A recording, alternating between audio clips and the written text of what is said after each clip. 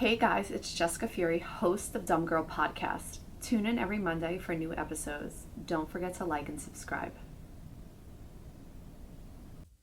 Welcome to Dumb Girl Podcasts. I'm your host, Jessica Fury. Today we have, as I always say, a very special guest. But this woman I met probably about a year ago, and we just like instantly clicked. But there's something that's so special and so unique that I needed to get her on the podcast. So Camai Brandenberg is the owner of Embody by Cam. She's a Pilates instructor. She is a real estate agent, and she is a model, a fitness model with Aloe.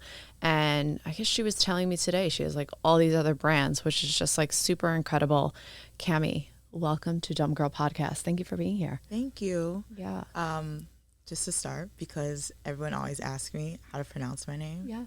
It's Camai. Really? Yes, but I love get it. every variation of it. So, oh my God. Well, when I was talking to you the other day, I was saying Camai, but I will say off of that, I have gotten every variation of my last name. Oh, of your last name, yeah.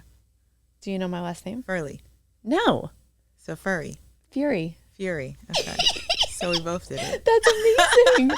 What makes that so amazing is that that's it. That's basically that. what I get. Yeah. But I'm like, oh, it's Fury. Like Fury. Like how I have it in my phone spelled correctly. I and love in my it. mind. I love it. I don't Furley. mind. I don't mind. Well, and that's the thing. Like, if people Camai. only know my I just name like from Camai. seeing it like online. Yeah. It's spelled Camai, so I always get Camai. And I've what is gotten Camai since I was a kid, or Cammy, but it's Camai. It's a long. It's a bar of soap.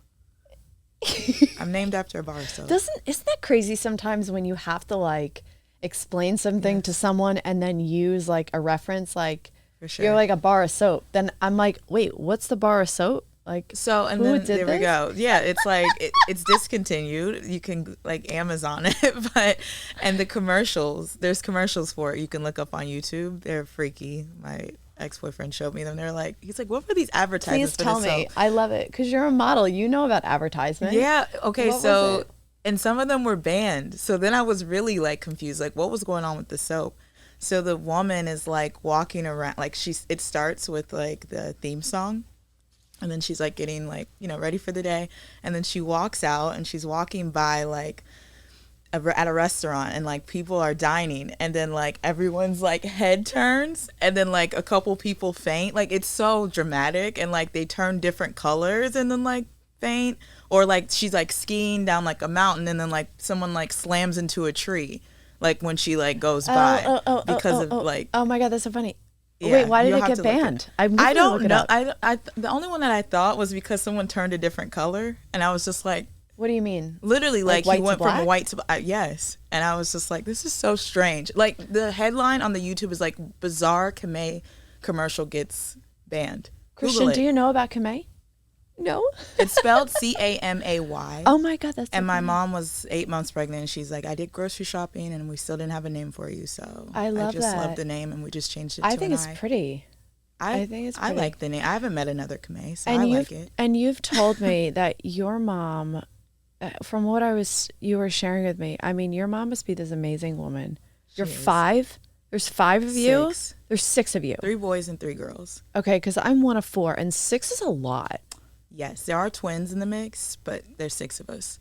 Oh, so twins run in your family. My grandfather's a twin. Oh my God, that's amazing. And then my brothers, 2 of my brothers, yeah. But your mom moved to California, and you came with your mom. Yes and no. So when my parents split, I was heading into high school. And then once we all got into college, that's when she moved to California with my youngest sister. And at that time, she was like taking jobs. Like she worked and traveled up and down the coast. So she was like in the Bay Area for a bit, LA, San Diego. My little sister went to high school in San Diego. So they had a life out here. And then after I finished college, I moved. I was 24, like the end of 2014. So moved here. She was here for a bit and then still comes back and forth. Like when it's winter time, like in Ohio, she's like, no, it's too cold. And like comes out here, comes to Palm Springs, stays for a few months. Yeah. That's amazing. So it was mainly like my parents were divorced and then my mom was like, okay, I want to start moving around, exploring. And she came to California. But I always knew I was going to move. Like even when I was a little kid. You always knew you were going to come to California, or you knew California, you weren't going to stay in Ohio? And I talk about the amount of propaganda that was like California propaganda, like for people in the Midwest. Like that's all we would see is like sunshine and the palm trees. Like I would go to like the mall searches and be like, I'm gonna be on Disney Channel, or like I'm gonna do something. Like I'm moving. Like I've always been very particular since I was a kid. That's like amazing. My mom always talks about that. Out of like my sibling, she, you know, she's our biggest hype woman ever, but she's always like, you always knew what you like wanted and didn't want, and like you were always like that since you were a kid. So because you knew at such a young age that you were connected to those things, what were some of the things that you started to do because you were connected? As a kid, specifically, I was really into art as a kid, still am. I went to a performing arts school. I had 3 majors. I was in visual arts, dance, and in music. Me and my sister were both music majors at that time. I played the clarinet. I played the piano. My sister played the flute. We were very much those kids in that sense. What else? Anything I wanted to do, we also had to kind of like figure out how to make it happen with it being 6 of us. So like my brothers, they grew up playing basketball. They all played, 3 played in college, 1 played pro in Europe. But like, so a lot of the family resources and time went into to basketball, AAU, all of that. So everything else we wanted to do kind of was like on our own. Like if I wanted additional lessons for something, like, okay, you better figure out like where are like the most affordable lessons. If that means I had to ride my bike into the next town, like that's the type of stuff I would do. Or like clean the cheer gym that I wanted to do because it was competitive, and like, you know, it's outside of high school cheer, so it was like, it was called Matrix. Like me and a couple of my friends were on it, but like they'd have these trips to like Orlando and like all these places. Like, okay, like I gotta bust my ass to be on that team and like do the things, you know, do all these extracurricular things that maybe every other kid didn't have to. But I'm like happy about it looking back because it really gave me work ethic for the things that I wanted. It's like I was willing to work for them. But your mother instilled that, or was more one of those things that she said, if you want this, you're gonna have to, or you saw it as something where you're like, oh, I want this, I'm gonna have to do what it takes? Or I think it's both. I think when you grow up with a parent working that hard to raise 6 kids, it's like you see like, yeah, everybody's not going to be able to do a million things. Like it's not a one person child, like one child household, right? Like it's going to be up to you to like decide those things. So I think it's both. Like we watched her work really hard, so we understood the value of hard work, but like I wasn't expecting her to be like, yeah, and we're all going here on this like crazy vacation, and yo, you want a horseback ride and you want to go to the, like, no, like it's just not realistic. You know what I'm saying? So but I think that's such a great quality to have, because I grew up where if I wanted to do something, my parents just signed us up for it. And it wasn't till, I mean, I was very creative as a young kid. I would literally lock myself in a room and do art, or say, I'm going to go read. I'll come out when I'm done. Yeah. Like I would just do those things. And I found being creative to be an outlook. And I know that you told me that you did track in Ohio. Yes. When we moved from Cincinnati to a suburb outside of Columbus called Gahanna, it was during the summertime, and I wanted to, you know, I was just starting high school. I didn't know anyone, so I figured sports were probably the best way to, like, you know, meet people. I started on the basketball team, was trash, absolutely trash. You would think that I would have like a little bit of skill because like my brothers played. I grew up watching. It was part of it also. I don't like people touching me. Like people are touching you in basketball? You know, like it's aggressive. You know, they're throwing bows. I'm like, no. So we're gonna do something else. Oh my like, God, that's so funny. Are you still really mindful of your personal space? I'm mindful of my personal space, so I don't like contacts where I like tennis. I like things where it's just me. I love and it's just I'm in charge of that part. So long story short, I ended up, the basketball coach told the track coach and was like, hey, I have this girl, she's athletic, but basketball's really not her thing. That's so funny. So then I was doing track, and the same thing, there's all these different events. You have to figure out like what you're good at. And they threw me in high jump, trash at that, until like this random meet that we went to my freshman year in like West Virginia. I actually like cleared like a decent amount. I think it was like 5 feet. Like, but before that I could not get over the bar. It's very technical, right? And then from there I went on to set the school record I went to state my freshman year. I went to state all 4 years. Like something clicked about high jump, and then that was it. So I just high jumped through high school. I was a high jumper and a cheerleader, and then I started getting scholarship offers, mainly like in the Midwest areas, but like University of Wisconsin, Ohio State, University of Cincinnati. There's different divisions, right? I mean, it's all Division I, or those were Division I, but also like other schools like University of Akron, University of Dayton, like all through Ohio in that area. I went to University of Cincinnati my freshman year and kind of quickly realized I wanted to go to Ohio State instead. But because I grew up like going to that campus, like I thought I wanted to go away for school, and then realized kind of quickly, I was like, no, I want to go to Ohio State. I want to be a Buckeye. Best decision, transferred, and had a really great career there. And I ended up doing the heptathlon there, not just high jump.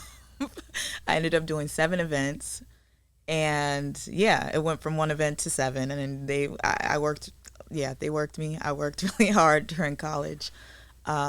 So yeah, that was my college career, and that was track. But you have those skills now, because I know that I follow your social media, and I know from knowing you, and even what we were talking about before we came on, is that you go like. Yeah. I know you take naps, but you like will go like many hours. I know you wake up really early, but yeah, it's almost like either you knew it or it's just something that has always been embedded in you. You've always had these skills to stay on top of what you're doing, put the hours in, put the time in till you get a result. For sure. And does that come easy for you? Do you have to tell yourself this? Do you have challenges around like, I don't want to do this, but I have to do this because I want this end result? Like, what are some of the things that you either apply to continue to maintain that skill, or challenges that you had to overcome to connect to having those skills now? You know, I'd say the challenges definitely were more in my early 20s, because I did feel like I had so many interests and so many responsibilities, and figuring out juggling that. You know, I was in school, but also wanted a part-time job, and also wanted a boyfriend, and also wanted to party. And like, you know, you start to realize you have to make time for the things that are the most important, right? And like how to be responsible in that sense. And I can say that, you know, it does get better, or it has gotten better, in the sense that like I used to be very hard, like I was hard on myself, like, oh, I wish I would have spent more time doing this or focusing on this. So now, as I'm in my 30s, I think I'm just more conscious about what I take on. And I still have a lot of interests, but in each chapter, I try to be really intentional about what I'm focusing on, and also realizing that I'm very aware that, you know, this is the amount of time this activity requires. If you don't put it in, don't be upset with the result you get. You know what I mean? So it's kind of like I do this kind of negotiation with myself, like where is my time best spent? And although it may look like outside looking in, like maybe I do a lot or have a lot going on, it's all very like organized in my head, if that makes sense. No, There's it like makes a method sense. to like how I do things. Yeah, no, and I think it does make sense. I think a lot of sometimes the challenge that at a younger age, it just seems like you want to be active with every single thing, and it's just like you want to be active. You just want to be having fun at the same time you're doing it. And I know that you did at one time wanted to go to law school. Yeah, even that was but it's like, part of my life, yeah. What did you have to peel away to remove it? Because sometimes you have to really center yourself to have that awareness, to really put all your energy, time, focus, dedication, physical energy, mental energy. What were some of the tools that you did, some of the things that really helped you to be like, okay, this isn't working, this is what I'm going to do? What are some of those things? Some of the things are, you know, on a simple, like the simple answer is that I tried like a lot of different things. I think sometimes you don't know what you want and what you don't until you have those experiences. So many times, you know, other people are telling you what they think is a good fit or that, and it's a good thing. I'm not going to say it's a good and bad thing. It's a good thing that my parents allowed us to really make those decisions on our own. My mom has always supported any and everything I wanted to do. Like, I've never heard the pushback or say, you need to have this type of job or this career, or you need to date this type of person. And sometimes I'm like, damn, like maybe I wanted her to say that. But at the same time, that freedom allowed me to explore.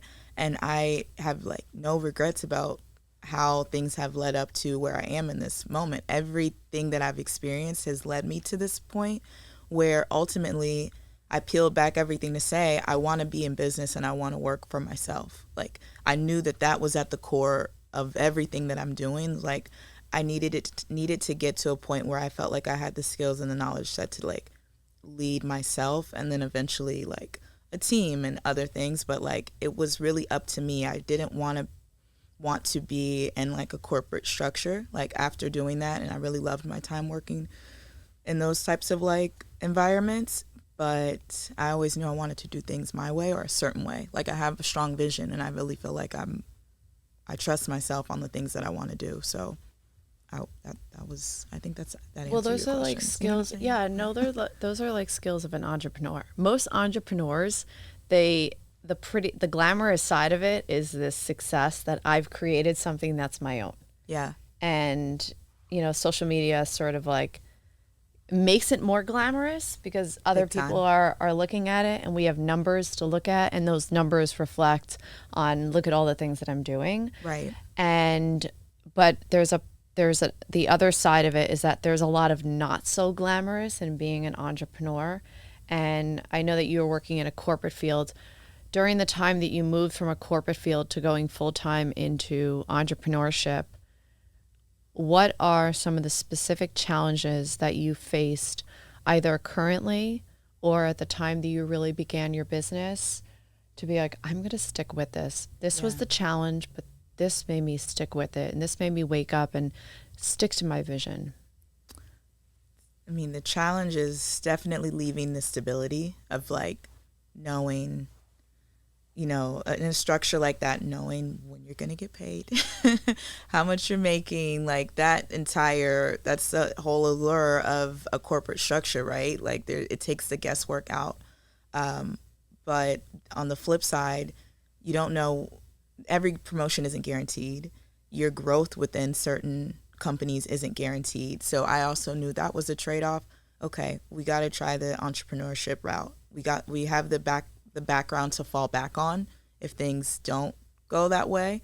But the main challenge, I would say, was like finding the stability. I saved a good amount of money before I made the decision to, quit my job, my full-time work, and start teaching full-time.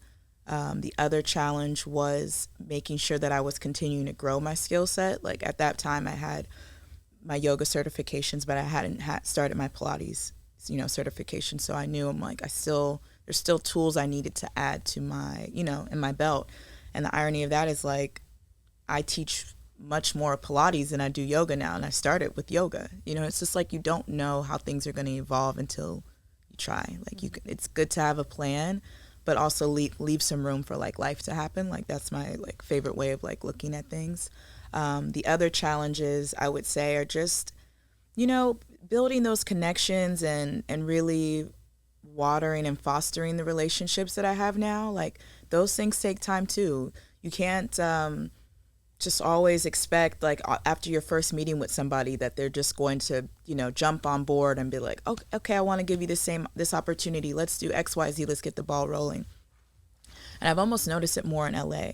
It's almost like this thing where if you kind of like push a little bit too much or are a little bit too eager, like people retract. I don't know. It's like it's different here. You know what I'm saying? Like they don't always see like that because you want it and you're working really hard, like that means they're going to give it to you.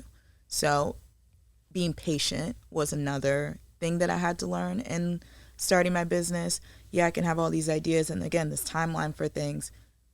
When you're working with other people, when you're trying to show them what you're building, like it takes a second for the buy-in to happen. So being patient, you can know that, I know what I have to offer is going to be amazing, but like you have to understand that part of business and have some EQ, some emotional intelligence to understand when to like dial it up, dial it back, sit back, go after it, how to, it's a skill. It's a skill I had to learn.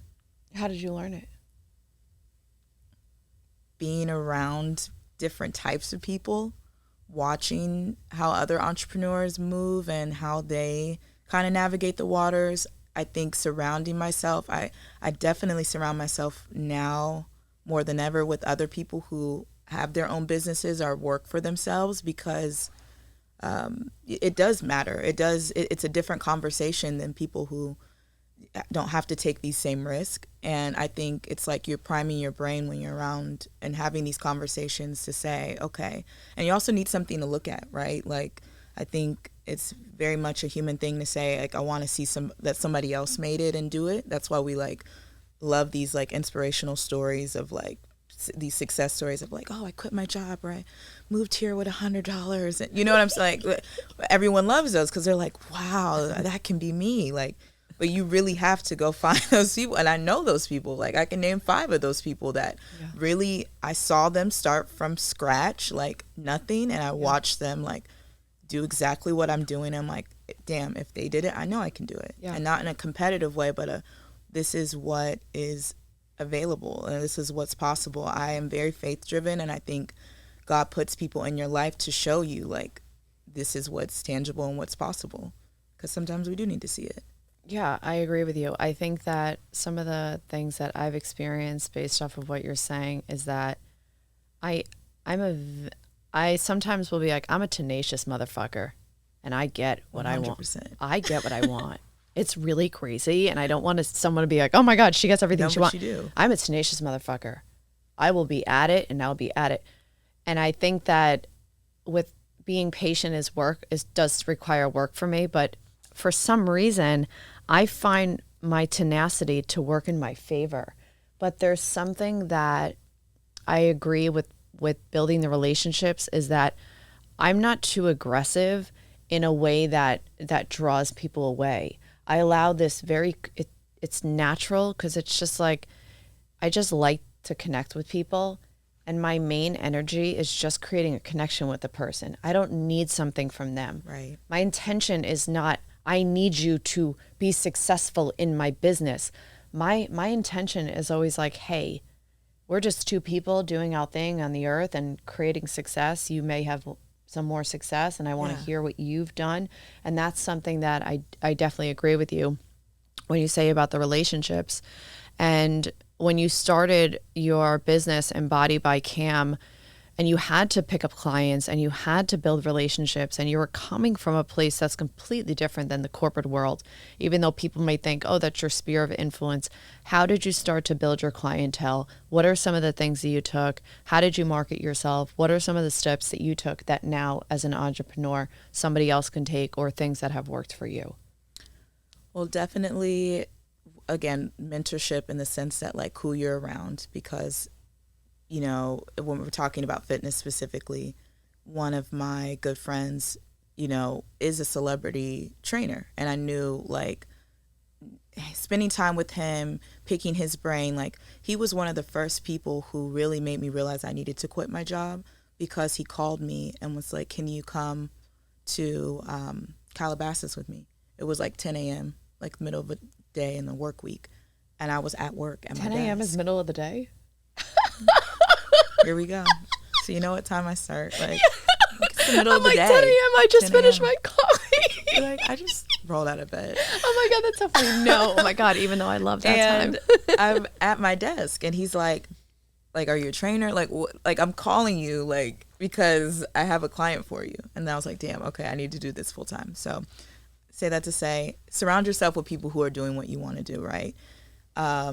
As far as building your own clientele, I'm very grateful for the studios that I started in when I started my fitness journey, because that allowed me to see a lot of people on a weekly basis. Like, I mean, you're seeing anywhere, like a class is like 40, 50 people each time you teach, right? And so many people now, when I'm just shopping, I'm at the grocery store, I'm at the Grove, you know, will come up to me like, oh my gosh. And I'm like, and it's from like the first studio I ever taught at, like, and this is years later. So I say that starting in studios definitely helped. Now that I train more on a private level, I didn't start off as a private trainer.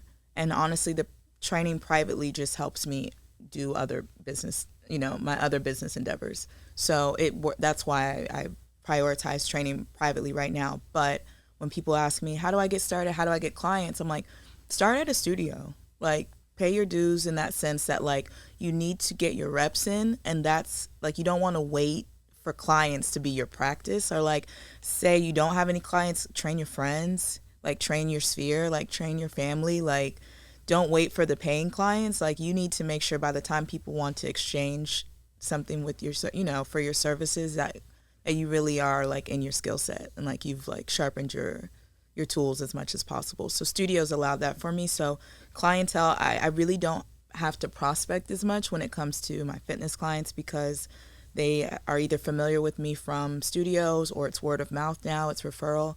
A big part of me being able to expand and reach people not just in California was the pandemic, which people would think because all the studios closed down that would have been like the end of the world. That was really the beginning for me. And I was able to teach online, was able to have some really incredible instructors teach underneath my platform. I did 2 online mat trainings. Like, I certified people during the pandemic. I taught with Women's Health magazine. I mean, they have like a $4 million clients on their platform, on their Instagram. I was teaching with them weekly. All of this helped me start to gain traction. So these are all different outlets, but you got to use what you have in front of you.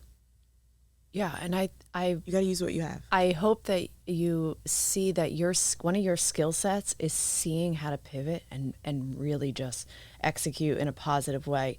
Because there's a lot of, like, sometimes you're scrambling and then days pass, months pass, weeks pass, however much time passes. Yeah. And real. For you, you're like, oh, I'm just going to pivot, and this is exactly what I'm going to do. And your platform is beautiful.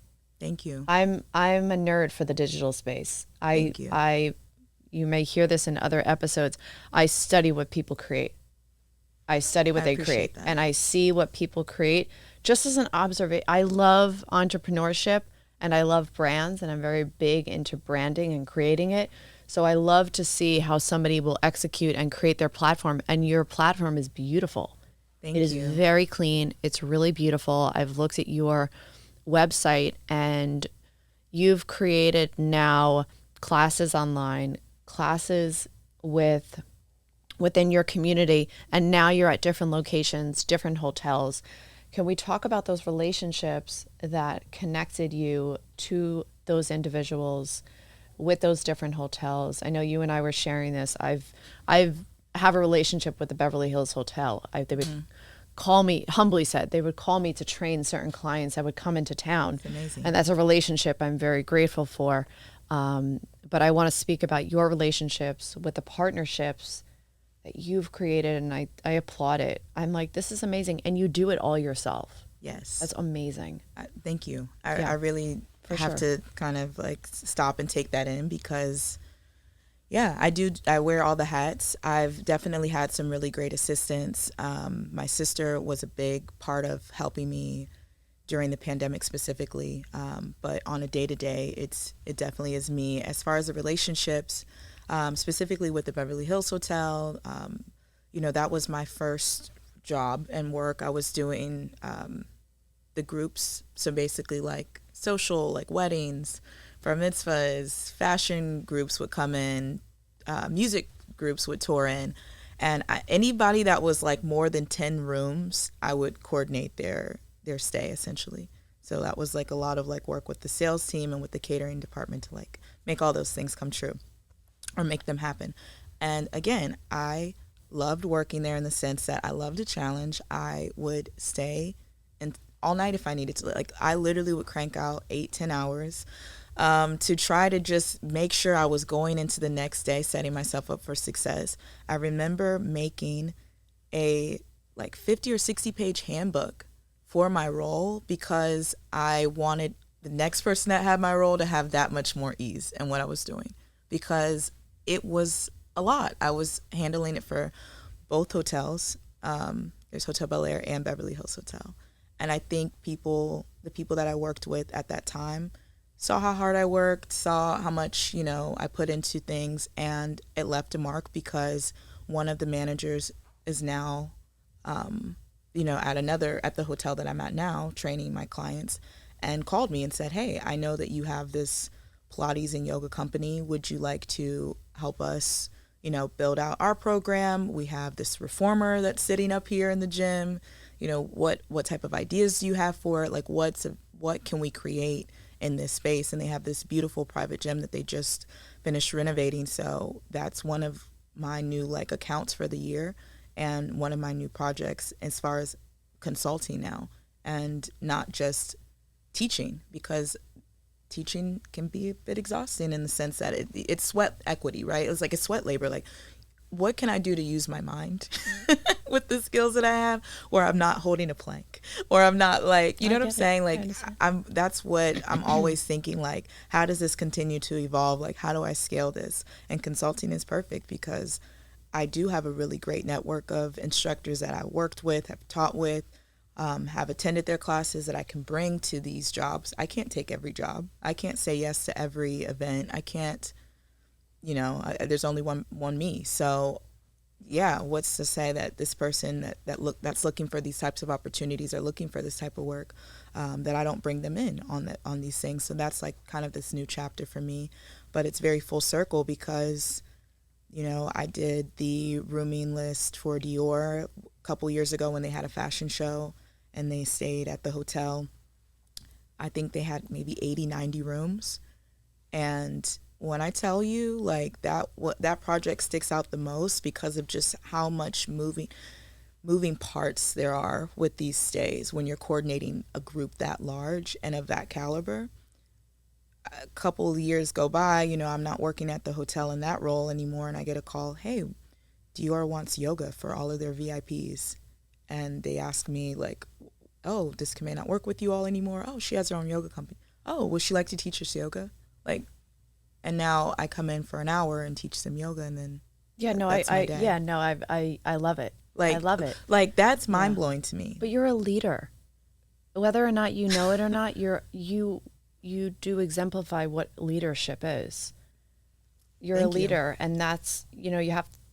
I say this with so much love. You have to own that. You have to own that as a leader, you've created something, and it's a platform. It's successful, and when you're coordinating and putting together projects with 80 people in different hotels, you're a leader. You're leading in such a way. And I truly do believe that comes from maintaining a program. And this is work for some people, but like yourself and I, it's very easy. Maintaining our own well-being. Maintaining our own well-being is 1,000% what gives yourself and I and any other person who may agree to this or have this in their life routine, is that those skills help. 100%. And what are those things that you do for yourself on a day-to-day basis that you maintain your own well-being, wellness program, mental state of mind? What are those specific things? I'm like when you're talking, I'm like, yes, more of what you're saying, because I think that's the part people don't understand. Like, wellness is not just this superficial, okay, I got to keep looking good. I kind of that's not what's necessarily driving me. This is my mental sanity, carving out that hour or whatever. Sometimes it's more. I'm unapologetic about the amount of time that I spend taking care of myself. Here. Because it's just me, and I'm going to take care of myself the best way. I can't depend on anyone else. It's not anybody else's responsibility but mine. I know what I need to feel like when I wake up and when I go to bed, and some of those things that I love to do are working out itself. It doesn't always have to be some crazy workout, but I am such a workout buff in the sense that I'll go to Barry's, I'll do my own workouts, I'll go to Pilates. All in one day? No. Oh, I was like, wow, get Sometimes it, girl. No. I like the variety. I'm clearly the variety girl, but I'm really big on knowing where I am. Also during the month, I think pairing up your workouts specifically for women with where we are in our month is really important. That's cool. So cycle syncing. I don't do that, but that's cool. it made me realize it when I went to Barry's and I felt like I had 2 cinder blocks in my feet. And I'm like, oh, it's because I'm about, yeah, you know what I mean? It's this isn't a good week to be doing HIIT. Like, that's cool. Yeah. There's I never weeks realized that, but wow. Yeah. I talked to Essence Magazine about it. It's called cycle syncing. I didn't create it, but it's just being aware of like where you are in your month and like what workouts help you best. So daily movement. It could be a hike, it could be a walk, it could be a treadmill, incline, whatever. I need to move my body most days. It's imperative. I've realized, for me, I'm a big mental health advocate. That's my medicine. Like I don't take anything else or like supplement with that. That movement is truly what keeps me grounded. So that's one of the things. I love Artha. I go there. It's a wellness sanctuary in West Hollywood. I go to the sauna twice a week. I do cryotherapy. It's like a cryo chamber. You stand in for 3 minutes. It's like negative 20 degrees. I thought it's like negative 200 degrees. Sometimes it's like not as cold there. Like maybe like negative 120, negative 130. I'm like, even that for me is like, if it gets to 200, oof, okay. There are some times I go in there, I'm like, no. Like, I'm like, get me out of this chamber. But it's 3 minutes, like and it really does the cold therapy. So the cold plunge, I don't do as often, but I like to go to Remedy Place for that. They have a 6-minute club where you sit in the water, negative 30. One of my friends, I'm going to have to give them a shout out. Blue Cube Tubs. I don't know this one. Yeah, they're the best. Shout out to Blue Cube. For the cold plunge. Yeah, they are the best. You want to tell your real estate, any of your clients, send me a DM. Okay. Send me a DM. They want a Blue Cube at their house. They are the best cold plunge. They are the best hot and cold tubs therapy, to get. It's a game changer. It's a game changer. I wouldn't be able to do as many workouts without the recovery that I do. Well, so that's really, so that's really important. And then I would say noticing, because I am really social and I love to talk. Obviously, I'm on here with you. And just it's a very social job, like we both do. Our work is very social. Realizing when to withdraw a bit and just have those moments where the phone isn't on. Maybe I go ghost for a day. Maybe I don't even post for the day. Like I'm not going to feel guilty for unplugging anymore. And I used to feel like a little anxious, like, oh, I didn't post something today, or I didn't announce something or promote something. It's like, no. Sometimes people have said to, I don't know the specifics around it, but they've said like, I like to disconnect and disassociate, and some people have said to me, oh, you're such a social butterfly. I'm a social butterfly, but I have to then be an introvert to re-energize myself with myself so I can show up in such a like stronger way for others. Yeah. And for me, it's like, I'm a meditator, I'm an avid meditator, but movement is really grounded for me. I came from a place where I was doing 3 hours of working out a day because I was a bikini competitor. That's intense. And hats off to you for that chapter. I would do, I did 10 all. years. I can make a whole entire episode, or somebody can just ask me. I would do 3 to 4 hours of exercising a day. I was just a day. Yeah. I would just do so many hours, and it's really draining. And I know that you and I were talking about it when we first started, and I literally can talk to you about so much stuff, but I did want you to share, how do you sort of like re-energize your energy in a way that's different from exercising and meditating and doing things for your well-being, but more of in the sense of like, you're up really early, but you continue to maintain relationships with others and your business and the things that you do? I think, tell me if I'm answering the question, because I may have interpreted it wrong.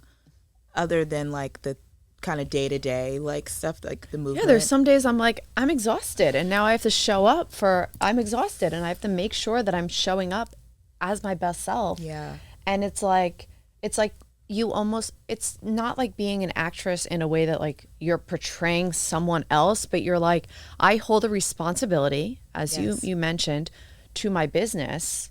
But some days you're like, wow, I'm I'm tired today. And For sure. what are some of the things that you do that you're like, I need to make sure that I am showing up for my clients and my business? I think knowing when to say no or what my boundaries truly are, which takes a second to figure that out, because also I have such a strong mental that I do think I can do everything in one day. So I've gotten to the point now, even if I feel like I can train 5 clients, maybe I just train 4. Maybe we just only take, so setting myself up for success before I even get into that point is having a boundary and taking a break, like scheduling the breaks in before the burnout happens. Like let's be proactive versus reactive. So those are some of the things, like not even getting myself into that point. But with that said, I can't always know what that's going to look like. So for this morning, for example, having clients that are equally understanding. Yes, it's a business, but sometimes my clients are the ones like, we can do next week. I saw you on set yesterday. Like, you don't have to train me this morning. And I'm like, no, but you know what I mean? So I think I've done a great job of, I have picked the clients I like to work with. Like, I'm at a point in my career where it is more mutual in the sense that I train people that energize me just as much as I energize them. And they are those understanding people. It's not often that, I'm saying, hey, let's reschedule, let's do this, let's do that. But they do allow, they have some grace with me. Like, they will literally not even let me book them if they see like I had a crazy week. They're like, no, we're doing next week. Like, one of my clients in particular that I train every day, I see her 5 times a week.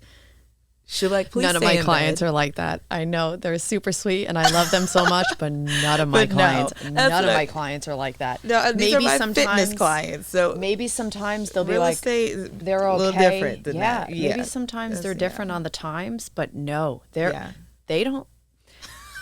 There's it's just like one of those things where you're like, it's just something different. They're like, no, you got to be here for me. But you don't. Do you tie in now? Do you tie in being a realtor to these clients, or you just let them? I would say that a majority of them do know that I have my license. And even a client that I have trained, she's done my online program. She called me Monday for a buyer's consultation. And, we sat and we had dinner and talked about things like that. I'm in a unique place in real estate that I've had my license now going on about a year, and I've been more on the buying side and just trying to see where real estate really falls into my life, in the sense that it is not a part-time job. It's not a side thing. Like, it's like hats off. It's like it's a full-blown business like any other business. And with respect to that, I still have another business. So right now, I always come back to it like, maybe me facilitating, or like referring is like where I'm at with real estate right now. And as the market changes or things change, like, we just never know. But it was better for me to have my license than not have it, based on the type of clients I was dealing with and the type of sphere I was in. It took one time for one of my Pilates clients, a friend of them, to buy a friend's house. And I was like, I'm getting my license. I'm just going to have it. Like, we'll see what's going to happen with this. But once that transaction happened, I was like, that kind of gave me the push to just get it. And at the time, it was during the pandemic, so I love to learn. I was like, what's the harm in doing the classes? I did it and got licensed. Can I offer a suggestion that would be amazing, that people on your platform, your skills as a leader and an entrepreneur, whether to other women or just people as a whole in your business, if you had a blog on your website and you only did less than like 3 paragraphs, not super long, because the attention span of people are getting shorter and shorter, but you have so many skills in so many different ways that make you so multifaceted that it's so unrelated to the specifics of businesses. It's for so many. I think if I like told you to go work at a clothing store, you'd be able to be a manager the next day. You just have those skills, and I because they're appreciate transferable, and that's what I realized. And thank you for that comment. The skills are transferable when you're in business or when you're in client-focused business, whether it's real estate, whether it's Pilates, whether it's hotels, whatever the case is. Like, there are these same principles that show up that make having clients, retaining clients, and providing like optimal service possible. And it's all amongst, it's all related. Yeah, it's all threaded together. Like what I do makes like complete sense to me. Yeah, like, and aside, like I don't ever know if it makes sense to anybody else, but in my life, like in my mind, like this is exactly what I wanted to do and like how I wanted to do it. That's amazing. Aside from doing a blog, because I suggested it, what is it that you're working on right now? Let's see. We're going into the 3rd year that I'm going to host another retreat. Nice. I've hosted 2 in Mexico. It was during the pandemic, which was awesome to give people a break. It was a quick trip for a lot of people in LA, but looking to explore some new places. Mayborn has a really amazing sister property in the Riviera, in the French Riviera. There's a hotel in the Cayman Islands that has reformers, so I have my sights set on that because most of the retreats I've done are just mat Pilates or yoga, and I really want my clients to experience a retreat with reformer Pilates. So the retreat is one of them. Continuing to do more of the modeling work. I really do like that piece, and it really just kind of goes along with what I'm already doing, working with more brands, spending more time on my social media. Like, believe it or not, I have a lot of friction with posting and wanting to really like say like I'm an influencer or do those types of things because it wasn't as natural for me to share, and I'm always trying to figure out what I want to share and what I don't. But I do have these really great opportunities in front of me. Brands reach out, they send me beauty products, they send me clothing. Like, I want to start to structure my social media to show more lifestyle so that I can hit on all of the different things that I do and not just the workouts. I'd love to incorporate the blog. I do feel like I want to share more of the knowledge that I have business-wise in a more overall like approach, and that kind of piggybacks off of a speaking engagement I'm going to do next month at HiMat. I was invited to speak on a business panel, so I think that that's like more things like that are going to happen this year, where I'm actually talking about my journey more. In my head, I always thought I needed to be at this certain point to start giving back in that sense, but at any point really in your journey, when you have something valuable to give, like, you should be reaching back and telling people, here's a better way, or here's some stuff that you could avoid, or like, you want to do this, knock this part out. Yeah, I'm going to send you an episode that I listened to, that the woman actually does talk about disconnecting from social media, and it helped her reconnect back to her social media in a totally different way and to execute a different way in her business. I'll have to send it to you. Please, yes. Yeah, no, it was like really cool because it's almost like it takes you away from the outside noise to execute from a different way, that you have to do some particular work internally.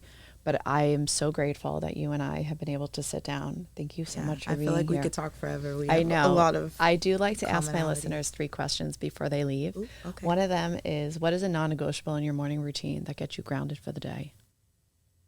That's a great one. I would say probably listening to a morning devotion.